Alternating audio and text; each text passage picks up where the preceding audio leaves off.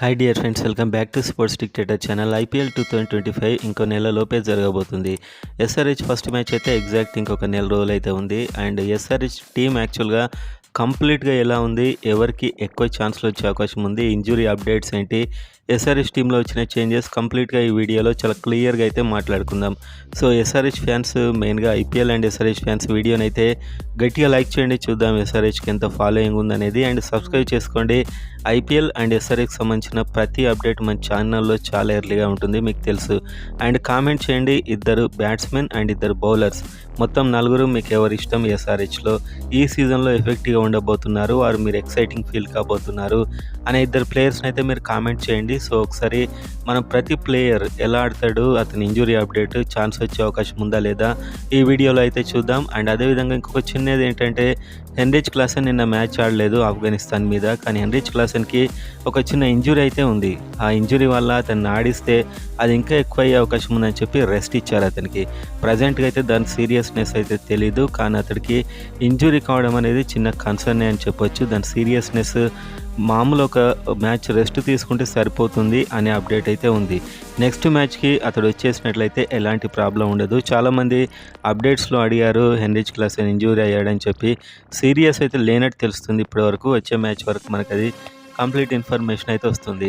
ఇప్పుడు Sunrisers Hyderabad batsmen చూసినట్లయితే, first Sunrisers Hyderabad బ్యాట్స్మెన్లో ట్రావిస్ హెడ్. సో ఖచ్చితంగా ప్రతి మ్యాచ్ ఆడేటువంటి ప్లేయర్, ఫుల్ ఫిట్నెస్తో ఉన్నాడు, ఫుల్ ఫామ్లో కూడా ఉన్నాడు. అండ్ ఒక మ్యాచ్ మనం ఛాంపియన్స్ ట్రోఫీలో చూస్తే తెలిసిపోతుంది, వీళ్ళు ఇప్పటివరకు అయితే ఆడలేదు. కాకపోతే మంచి ప్లేయర్ ఇతడు. ఎస్ఆర్హెచ్ టీంలో ప్రతి మ్యాచ్ ఆడతాడు, చాలా మెయిన్ ప్లేయర్ ఎస్ఆర్హెచ్కి అని చెప్పొచ్చు. ఎలాంటి ఇంజురీ ప్రాబ్లమ్స్ అయితే దానికి ప్రజెంట్గా అయితే లేవు. సో ఇతడు ప్రతి మ్యాచ్లో ఉంటాడు. Number 2 Abhishek Sharma, same Travis head ఎలాగో అభిషేక్ శర్మ కూడా అలాగే. వీళ్ళిద్దరు కాంబినేషన్ ఐపీఎల్లో ఒక సూపర్ కాంబినేషన్ అని చెప్పొచ్చు. నిజం చెప్పాలంటే అన్ని రికార్డ్స్ బ్రేక్ చేశారు. వీళ్ళిద్దరి మీద ఈసారి ఖచ్చితంగా ప్రతి టీం స్కెచ్ అండ్ ప్లాన్ అయితే ఉంటుంది. వీళ్ళని ఎలా అవుట్ చేయాలని చెప్పి ప్లానింగ్ అయితే ఇస్తారు. సో వీళ్ళిద్దరు కూడా ప్రతి మ్యాచ్ ఆడతారు. ఇద్దరు ఫిట్గా ఉన్నారు. అభిషేక్ శర్మకు చిన్న చిన్న ప్రాబ్లమ్స్ ఉన్నా అవి సెట్ అయిపోతాయి ఐపీఎల్ వరకు. అండ్ నెంబర్ 3 మనం చూసుకున్నట్లయితే ఇషాన్ కిషన్ కూడా ఫుల్ ఫిట్నెస్తో ఉన్న ప్లేయర్. రంజీ ట్రోఫీలో ఆడాడు అండ్ ప్రజెంట్గా కూడా ప్రాక్టీస్ చేస్తున్నాడు. అండ్ ఈసారి ఖచ్చితంగా రాణించాలనేటువంటి దాంతో ఉంటాడు ఇషాన్ కిషన్. ఎందుకంటే కాస్త ఇంటర్నేషనల్ అండ్ లైమ్ లైట్ నుంచి పక్కకు తప్పుకున్నాడు, ఎక్కువ మంది కాన్సన్ట్రేట్ చేయట్లేదు. సో ఈ సిరీస్లో ఇతడు రాణించినట్లయితే అది ఎస్ఆర్హెచ్కి, అతడికి కూడా చాలా మంచిది. ముఖ్యంగా ఎక్స్పోజివ్ బ్యాట్స్మెన్ ఇతడు. ప్రతి మ్యాచ్ డెఫినెట్గా ఆడతాడు. ఒక ఇండియన్ టీం నుంచి ఒక ఫెంటాస్టిక్ ప్లేయర్ని కొందామని ఫిక్స్ అయ్యారు. అదే ఫెంటాస్టిక్ ప్లేయర్ ఇప్పుడు ఇషాన్ కిషన్. సో చాలా ట్రై చేసి ఇతన్ని కొన్నారు. సో ఈసారి ఖచ్చితంగా ప్రతి మ్యాచ్లో అయితే ఛాన్స్ ఉంటుంది ఇతనికి. నెంబర్ 4 నితీష్ కుమార్ రెడ్డి. ఇతనికి కూడా ఇంజురీ అవుతుంది. సో ఇంజురీ వల్లనే కొన్ని మ్యాచ్లు ఆడలేకపోయాడు. ఇంజురీ కూడా ఐపీఎల్ వరకు సెట్ అవుతుందని తెలుస్తుంది. సో మొత్తానికి ఇప్పుడు నితీష్ కుమార్ రెడ్డి ఎస్ఆర్హెచ్లో ఒక ఫేమస్, ఒక కీ ప్లేయర్ అని చెప్పొచ్చు. ప్రతి మ్యాచ్ ఆడే player. Batting, bowling and fielding మెయిన్గా వీటన్నిటిలో కూడా ఎస్ఆర్హెచ్కి చాలా important player Nitish Kumar Reddy. So ఈ నలుగురు కూడా ప్రతి మ్యాచ్ ఆడతారు. అండ్ ఇంకో ప్లేయర్ హెన్రిచ్ క్లాసెన్. మనం ఇంతకుముందు చెప్పుకున్నట్టు చిన్న ఇంజురీ అప్డేట్ అయితే ఉంది, కానీ ఛాంపియన్స్ ట్రోఫీ నెక్స్ట్ మ్యాచ్ కల్లా అది అర్థమైపోతుంది మనకు. అండ్ ఇతని గురించి మనం ప్రత్యేకంగా చెప్పాల్సిన పని లేదు. T20లో చాలా విధ్వంసకర ఆటగాడు. ఎవరీ మ్యాచ్ ఇతనికి ఛాన్స్ ఉంటుంది. అండ్ టీంలో మెయిన్ ప్లేయర్ అన్నమాట ఇతను. సో ఒకవేళ ఇతను కనుక ఆడకుంటే ఆ టీం అసంపూర్తిగా ఉంటుంది ఆల్మోస్ట్. సో టీంకు బ్యాక్ బోన్ లాంటి హెన్రిచ్ క్లాసెన్ ప్రజెంట్గా అయితే. అండ్ నెంబర్ 6 ఇక్కడ నుంచి కాస్త కొత్తగా కొన్న ప్లేయర్స్ అయితే స్టార్ట్ అవుతారు. అభినవ్ మనోహర్. సో ఈసారి ఇతన్ని కొన్నారు 3 కోట్ల పైన పెట్టి. అండ్ ఇతడైతే మంచి ప్లేయరే డొమెస్టిక్లో. అండ్ ఇతనికి ఇంజురీ కూడా ఎలాంటి అది లేదు, ప్రతి మ్యాచ్ ఇతనికి ఛాన్స్ ఇస్తారు. ఇతడైతే గుజరాత్కి ఆడాడు ఇంతకుముందు మనకు ఐపీఎల్లో. సో ఆ టీంకు బాగానే ఆడాడు. అండ్ డొమెస్టిక్ సర్క్యూట్లో కూడా హిట్టింగ్ పవర్, హ్యాండ్ పవర్ ఉంది ఇతనికి. అండ్ స్లోగా కూడా ఆడగలడు. సో అన్ని రకాల స్కిల్స్ ఉన్నాయి. అభినవ్ మనోహర్ అయితే ప్రతి మ్యాచ్ ఉంటాడు. ఈ 6 బ్యాట్స్మెన్కి ప్రతి మ్యాచ్లో ఎర్లీగా అయితే ఛాన్స్ వస్తుంది. Next number 7 Atharva Taide. So ఇతను కూడా డొమెస్టిక్లో మంచి ప్లేయరే, కానీ పెద్ద ఛాన్సెస్ రావాలంటే ఈసారి ఇతనికి ఎవరైనా ఫెయిల్ అయితే వస్తాయి. సో డెఫినెట్గా ప్రతి మ్యాచ్ ఉంటాడని చెప్పలేము. ఏదైనా ఇంపాక్ట్ ప్లేయర్ అలా అయితే ఉంటాయి. ఇంజురీ కన్సర్న్స్ అవి ఏం లేవు ఇతనికి. కాకపోతే ప్రతి మ్యాచ్ ఛాన్స్ వచ్చే అవకాశాలు కష్టం. సో ఇతనికి ఛాన్స్ వచ్చినప్పుడు అది ప్రూవ్ చేసుకుంటే మాత్రం డెఫినెట్గా టీంలో ఉంటాడు. ఖచ్చితంగా ఏదో ఒక టైంలో ఛాన్స్ వస్తుంది. 100% అయితే రెగ్యులర్గా రాదు, కానీ మంచి బ్యాట్స్మెనే హిట్టింగ్ చేయగలడు. అండ్ నెక్స్ట్ మనం చూసుకున్నట్లయితే అనికేత్ వర్మ కొత్త ప్లేయర్. సో ఇతడికి ఛాన్స్ రావాలంటే చాలా కష్టం. అభినవ్ మనోహర్ని, అథర్వ టైడేని, సచిన్ బేబీ మొదలైన వాళ్ళందరి తర్వాతనే ఇతన్ని కన్సిడర్ చేసే అవకాశాలైతే ఉన్నాయి. సో బెంచ్ మీద ఉండే ప్లేయర్ మ్యాక్సిమం అని చెప్పొచ్చు నాకు తెలిసినంత వరకు ఇప్పటికైతే. And next Sachin baby. So ఇతడు కాస్త ఐపీఎల్ ఆడిన ఎక్స్పీరియన్స్ ఉంది అండ్ మంచి ప్లేయరే. కాకపోతే ఎక్కువ ఛాన్సెస్ అయితే డెఫినెట్గా అభినవ్ మనోహర్ అండ్ అథర్వ టైడే తర్వాతనే ఇతన్ని కన్సిడర్ చేస్తారు. సచిన్ బేబీ ఐపీఎల్ ఎక్స్పీరియన్స్ ఉన్నా కూడా అంత మ్యాచ్ విన్నర్ అయితే కాదు ప్రజెంట్గా. సో ఇతడికి ఛాన్స్ వచ్చే అవకాశాలు తక్కువ నాకు తెలిసి. 1-2 మ్యాచెస్ వస్తే రావచ్చు. అండ్ ఇంకొక బ్యాట్స్మెన్ బ్రైడెన్ కార్స్. సో ఇతడు బ్యాటింగ్ బౌలింగ్ అండ్ అన్ని విధాల స్ట్రాంగ్ ప్లేయర్ ఇతను. సో కొద్దిసేపు ఉన్నా కూడా క్రీజ్లో ఇతడు చాలా స్పీడ్గా రన్స్ చేస్తాడు. అవి ఎలా ఉంటాయంటే 20-25 రన్స్ 10 బాల్స్ 8 బాల్స్లో చేసే హ్యాండ్ పవర్ అయితే మనం చూసాం ఇండియా అగెనిస్ట్ వన్డేలో. సో ఇతడు డెఫినెట్గా నాకు తెలిసి 4th ఫారిన్ ప్లేయర్గా ఇతడికే ఫస్ట్ ప్రిఫరెన్స్. సో డెఫినెట్గా ప్రతి మ్యాచ్ ఇతడు ఆడతాడు అని నేనైతే భావిస్తున్నాను ప్రజెంట్గా. ఇతడు లేకపోతే ఆడన్ జంపాకి ఛాన్స్ ఉంటుంది. సో 4th విదేశీ ప్లేయర్కు పోటీ పడే ప్లేయరు ఇతడు. నెంబర్ 11 చూస్తే కమిందు మెండిస్, శ్రీలంకకు సంబంధించిన ప్లేయర్. రీసెంట్గా అయితే కాస్త ఫామ్ అటు ఇటుగా ఉంది ఇతంది. అండ్ T20 కూడా అంత పర్ఫెక్ట్ సెట్ కాడని చెప్పి కూడా ఒక టాక్ ఉంది. కాకపోతే 4th ఫారిన్ ప్లేయర్ విదేశీ ప్లేయర్గా ఇతనికి ఛాన్స్ రావడం కాస్త కష్టమే స్టార్టింగ్లో. మెల్లిగా ఎవరైనా ఫెయిల్ అయితే ఇతనికి అవకాశం ఇస్తారేమో, కానీ స్టార్టింగ్లో అయితే ఇతనికి ఛాన్స్ అయితే రాదు. ఫిట్గా ఉన్నాడు, ప్రజెంట్గా ఆడుతున్నాడు. And number 12 Pat Cummins. ఒక విధంగా బ్యాట్స్మెన్ కానీ ఎక్కువగా bowler, captain. So big hittings చేయగలడు. ఇంజురీ ఉంది ఇతనికి. ఐపీఎల్ వరకు నేను కోలుకుంటా అని ఇతనే చెప్పాడు.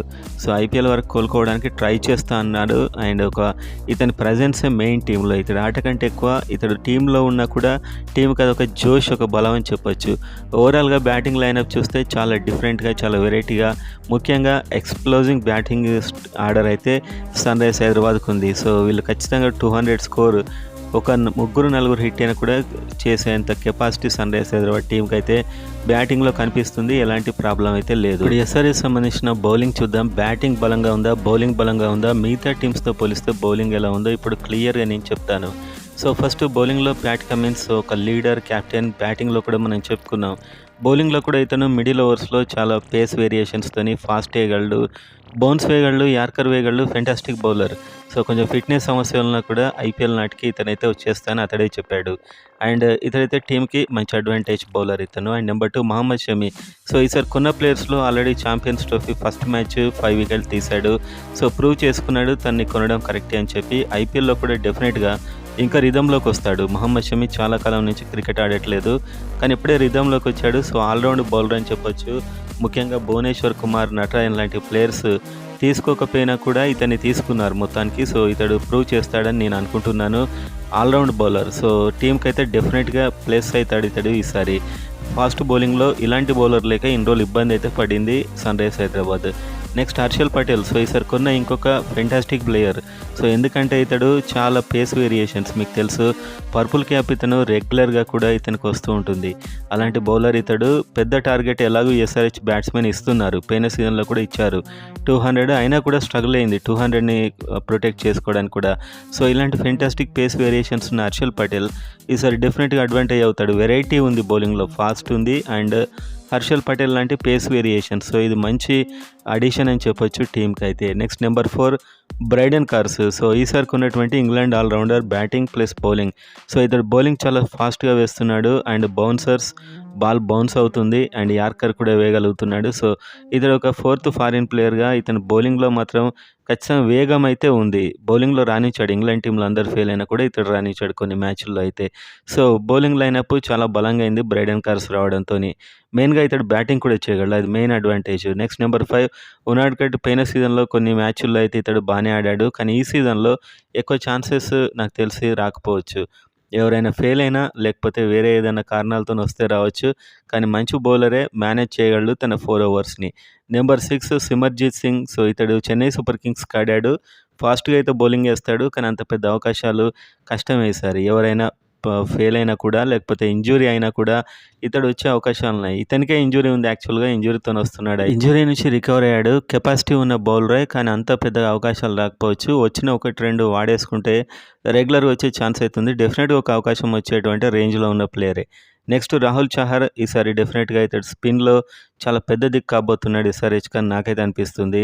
అండ్ మంచి స్పిన్నరే. చాలా టోర్నమెంట్లో అంటే చాలా ఇంతకుముందు మనకు సీజన్స్లో చాలా మంచి బౌలింగే వేశాడు. పంజాబ్ కింగ్స్కి ఆడేవాడు అండ్ ఒకప్పుడు స్టార్ బౌలర్ రేంజ్కి ఎదిగేవాడే, కానీ ఈసారి అయితే ఎస్ఆర్హెచ్లో ఇతడు డెఫినెట్‌గా ప్రూవ్ చేసుకోవాల్సిన అవసరం అయితే ఉంది.